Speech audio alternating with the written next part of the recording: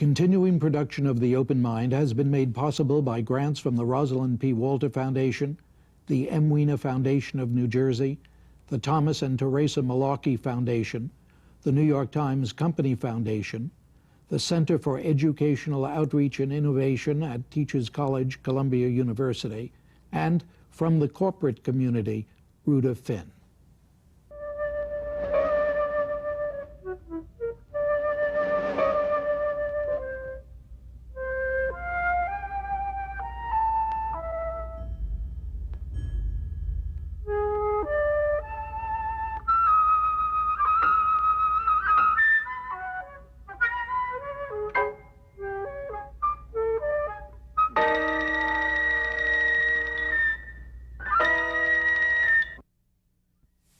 I'm Richard Heffner, your host on The Open Mind, and I dare say that any distinguished researcher and scholar who seriously and systematically calls into question the philosophical and psychological givens or assumptions on which we base much of what we think about the nature of human nature and of human development, and then what we do or do not do about it, commands and deserves our fully open-minded attention.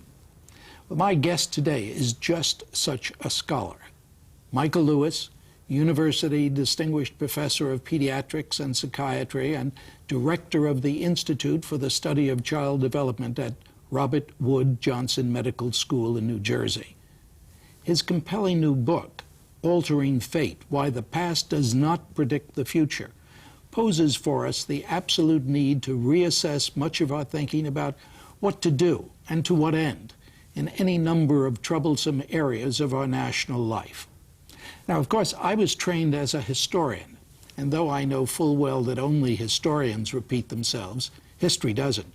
The very sense of an inexorable causal movement from past to present to posterity tends to dominate my own thinking, which is why I've been so intrigued by my guest's rejection of historicism and his insistence upon altering instead of accepting man's fate. Indeed, let me first ask Dr. Lewis what the likely social and political consequences are of what Jerome Bruner calls my guest's rejection and refutation of simple causal models of human development. Well, the first problem is, of course, to get people to reconsider widely held and deeply held assumptions about that the past affects the future. But if we should be fortunate enough to be willing to consider that, the implications, I think, are enormous. They involve both how we parent as well as how the society decides to treat children and families. In what way? How do they impact? For example, our social policy is really based on a simple kind of model that I have called inoculation model. As you know, in medicine, we inoculate children in order to prevent them from becoming diseased later. And in human development models, we claim we can do the same thing. We claim that if we give children either very good early childhoods, or unfortunately they receive very bad ones, they are then doomed for the future. Our social policy model is based upon the idea of let's give children in the first few years of life some very good experiences. We will therefore inoculate them against all sorts of hardships and misfortunes which may or may not befall them in the future. Now, it turns out that not only does that model not work, but it also turns out, interestingly enough, it's a model on the cheap. What do you mean? Well, if you think about it, if we have a limited amount of money to spend in our society on children, and unfortunately we spend far too little, then we will say, well, how can I spend my dollar in the best way? And such a model of historicism says, well, the best place to spend that limited dollar is in early childhood. If, in fact, you don't believe that early childhood will, in fact, inoculate a child against the potential misfortunes that may befall it later, then you have to be prepared to spend more than that dollar in early childhood. You have to be prepared to spend it throughout the child's life. You know, it's somewhat like going to a rich school system. I live in Princeton, New Jersey, and it's a rich community. And going to the school board and say, well, folks, you should only be spending your money on the first few grades of school. You can now withdraw all that money, and we can spend it on roads or more traffic lights or what we like, because we don't need to spend it. Let's give the children very good kindergarten, first and second grade experiences, and we don't have to worry about them in high school. But you know, it's funny, as I read Altering Fate, and it is a fascinating book, I thought to myself, this scholar is spitting against the wind, because there are so many people today, and in the academic and in the foundation world, who say, shame on us, shame on America, we do not spend enough on the early years. We do not pay enough attention to those crucial years, following the model that you deplore, that if we do it once and for all at the beginning, with that inoculation, as you call it, we're home safe. But they maintain we don't even do that. Yes. Certainly, one is not going to make a claim where the limited dollar should be spent. If the idea has any impact, it should be that we don't spend enough money on our youth, on our children, on the resource for the future. And that not only should we spend it in early childhood, I have no argument with that, but that is not sufficient. That won't do the trick. You know, many years ago, I was consultant for a project in Philadelphia, and they took teenage moms with no education, from poverty environment, and they thought, well, let's take the baby at birth and put the baby naked on the mother, also naked, and they called that bonding. And they really believed that if they gave that child and that mother 5 minutes of physical contact at the beginning of life, that that child and mom would be fine, in spite of the fact that that mom was going to leave that hospital, was going to go home to a crime-ridden community, that she wasn't well educated, unlikely to find a job. Now, anyone who would think that that early experience could impact forever on that child and mom's life is simply not looking at what turns out to be a rich data source which says that doesn't work. Well, this determinism, and it is a kind of determinism, you do this and everything will be all good or all bad, as you suggested, for the rest of the child's life. You obviously have fixed your canon against determinism of any kind. I have, because I believe that one of the major characteristics of human beings is adaptation. Borrowing from evolutionary theory, from Darwin, I believe that the human species' most powerful capacity, the brain, is designed as an organ not to breathe, not to digest food, but to adapt to environments. And over again, we are confronted with the capacity of that organ to alter behavior on the basis of what is required in the present moment. Wouldn't that make you, philosophically, psychologically, politically, the darling of the right? It's an interesting question you pose. Indeed, it has set me, by taking this non-deterministic point of view and by arguing against the first 3 years as the determinant, has in fact put me against many of my friends, colleagues, and marching friends. I consider myself politically progressive, and I don't think that it is in fact a position of the right. Let me explain. Please. By taking the child who has a bad few years in the first few years of life.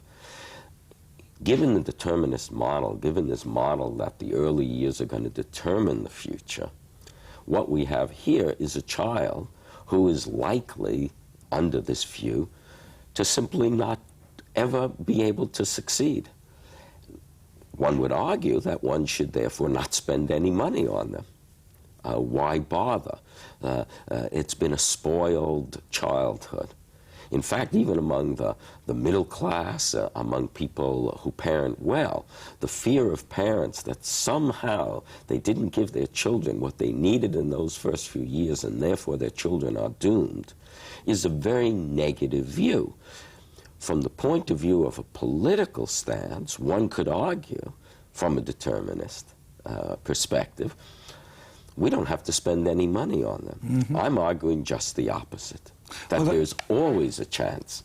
That's the absolutely intriguing point that I find in the book. That's ridiculous to say. There are many intriguing points. But as I read you, it's quite clear you're saying do more, do it constantly. And when you in your chapter on cure or care, you really bring us to the point where we see the hypocrisy involved in the notion of we've got to cure, because if we don't cure, then we really don't care after that, and we don't have the obligations. You put your emphasis more upon the moral obligation to look after our children than the psychological obligation. Is that a fair way? I think so. I mean, one of the things that I find very striking is a contradiction within the field itself, and I'll use psychoanalysis as an example for us. Freud, on the one hand, had a very deterministic kind of theory of development, in which it wasn't the first 3 years. In his case, it was the first 6. In Bowlby's attachment view, it's the first year. In the bonding literature, it's the first 5 minutes. But no matter what, those early years were going to determine the characteristic of the adult, who you were going to marry, what kind of life you were going to have. So on one hand, you have a very deterministic theory to explain how the child develops. On the other hand, you have psychotherapy. And psychotherapy says, I have an environmental procedure. Now, it's a unique procedure, but nonetheless a procedure, which can alter the past's effect on the future. So the practice of therapy belies the theory that underlies it. It's been a contradiction in psychoanalytic thought, which after all is a very powerful idea with a very powerful developmental theme. It's been that contradiction has been in place from the very beginning. How do you explain it? Not in terms of what you've just said about Freud and the others, but how do you explain the continuing presence of that very obvious contradiction? I think that part of that explanation is indeed what has happened in the last 100 years. We have had a very powerful set of theories which have argued for, in fact, continuity and for determinism. We didn't have this earlier. The view of the child as determining one's future is a relatively new idea. Its power to capture our imagination is more recent, so that we are not talking from an historical perspective of the last 500 years, that the childhood determined the adult. And indeed, it is some very powerful theories, psychoanalytic being one. Remember, the determinist nature of psychoanalysis is very powerful. All of us believe that slips of the tongue are no longer accidents. All of us believe that accidents may not be accidents. All of us believe our dreams have meaning. What Freud did, what the power was in the idea, was to make deterministic all of our behavior. You and I, in a casual conversation, would accept that immediately and have trouble believing that it wasn't simply accident or chance. The best example I can give you is the recent tragedy of the Princess of Wales. The fact of the matter is, when a figure falls, when fate intervenes, we seek explanation. It couldn't have been an accident. Someone has to be at fault, whether it's the photographers or the driver or the conditions of the road. We are unable as human beings to believe that we live in a somewhat in a world in which things can happen to us, even though we may not wish them. And especially in Western society, where disease and famine, wars have been greatly reduced. Imagine us being in Sarajevo a decade ago, having a conversation such as this, and now being in Sarajevo after a war. Imagine leaving the studio and having to go and get water and being shot for getting water and having to worry about that. We want an ordered world. We want prediction. Well, the idea of progress, which you analyze here, and the assumption that one goes causally from this point to the next point, to the next logical point, into the future, it seems to me that opposed to that is, in a funny way, a much more optimistic point of view that you embrace, because you say that at any point, we, all of us, can do almost anything. We can change. We're not bound by that inexorable fate. How do your colleagues in the scientific community react to that notion today? I actually thought that I would receive much more criticism than, in fact, I have. I think it's becoming quite clear two main facts. The first is that by knowing something about children in the early years of life, we will know very little about them as adults, against all theoretical views. And that comes about because in the last 30 years, a great deal of research has been done. Now, people love to interpret what are findings according to their own theory, but the data are becoming too overwhelming. Everyone worried not Head Start, a child care in infancy, whether daycare would affect children. And our government has undertaken a massive study to look at the effects of infant daycare. The theory saying if you're not with your mom all the time, you will end up in trouble. Well, the results are partially in, and it shows, no, it doesn't matter. What does matter is the quality of the care, but it doesn't have to be mom giving it. These kinds of findings are beginning to sink in. The problem is we don't spend enough money on our children. The society isn't committed to our youth. If we were, we wouldn't have the argument, because as you realize, I'm not saying that we shouldn't give children good experience in the first few years of life. Of course we should. No one would argue that point. What I am saying is that simply won't do.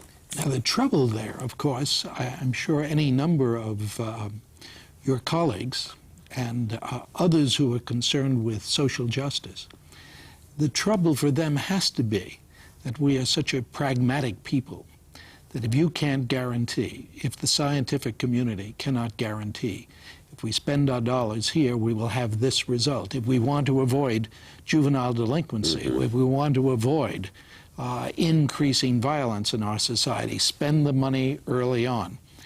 And it is in that way in which you fly against, yes, or in the face of, a felt need. Right. The danger is to say, and that would be what I think might be from the political right, well, if those first few years aren't going to inoculate the child against poor school performance, delinquency, and so on, why spend it at all? And the answer has to be that's not what the message is. But I'm very concerned that after enough research showing that spending the money in very early childhood doesn't do the trick, that in fact the pragmatics of the society will lead us to say, well, let's not spend it. Yes, I think you have every reason to be concerned. And that's why I've wondered what the impact of your studies, and particularly of this book. Yes. I think that that is a concern, and that may well happen. I think the thrust at the moment is to argue from a variety of points of view that those early years make a difference. A few months ago, several of our weekly popular journals, Newsweek, Time, ran big stories on how the brain is determined in the first few years of life. Well, I tried to write a long letter to the editor, and in Newsweek, in fact, I did have the opportunity to speak my piece in print. But it's simply not true. The data are only half presented. We know that the brain is capable of enormous flexibility. We know it's capable of change and learning in adulthood. And so while there are certain changes that we can recognize in early childhood, those changes continue. Well, if fear is the spur, certainly the reformers, the humanitarians, the do-gooders, the let us look into those first years and do something about it. If fear is the spur, you're taking away that spur. You're saying we needn't fear about the future of a delinquent, the future delinquent society, because we're not paying enough attention early on, because at some future point we can intervene. That means really no intervention at all. Yes. And certainly there's an out. And if we decide that our intervention is going to be reformatories or whatever we call them, or prisons, then indeed we don't do any reforming. The question is, and it's been raised politically, if it costs $30,000 a year to incarcerate someone, could we not spend that in a better way? Now, some people have suggested, well, spending that $30,000 a year in early childhood, and thus prevent that from occurring. No one has proposed, and indeed a natural conclusion would be from the book, well, why don't we take that $30,000 when this person, this young man or young woman is going off to jail, and spend it on rehabilitation a year for them, spending on producing environments such as jobs and adult education, which might impact. We certainly know that $30,000 a year in prison doesn't do any good, because we know recidivism, the repeat of crime, the repeat of going to prison is very high. So we're not very successful in that as an intervention, and maybe indeed what we need to do is to start to think about what we do with people who in fact have had problems and in fact are not behaving as citizens ought. Well, isn't the net result of your studies, your thinking, an emphasis upon rehabilitation that we've just about abandoned in terms of criminals? We have abandoned it in terms of almost everything, in terms of criminal behavior, in terms of therapeutic behavior, with the new movement in medical payment. The number of therapeutic sessions are decreasing. There are new journals called the Journal of, I'm paraphrasing it, Quick Therapy, because if you only get 10 therapeutic hours, my point in the book is fundamentally this.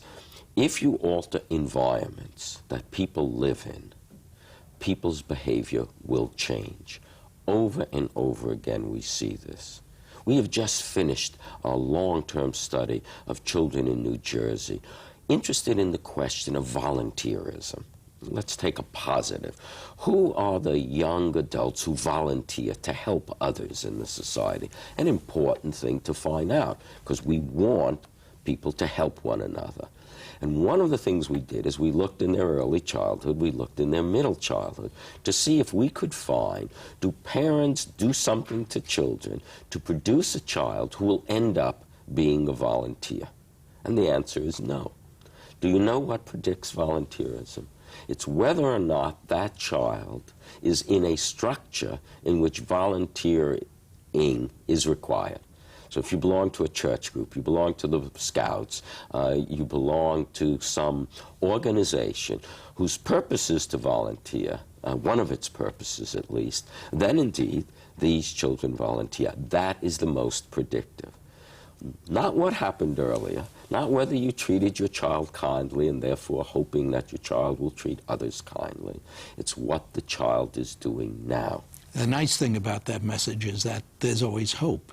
And I'd like to go on with that discussion, if you will. We're at the end of our program. Stay where you are, and we'll continue next week. Thank you, Dr. Michael Lewis, for joining me today on The Open Mind. And thanks, too, to you in the audience. I hope you join us again next time. If you would like a transcript of today's program, please send $4 in check or money order to The Open Mind, P.O. Box 7977, FDR Station, New York, New York 10150. Meanwhile, as an old friend used to say, good night and good luck.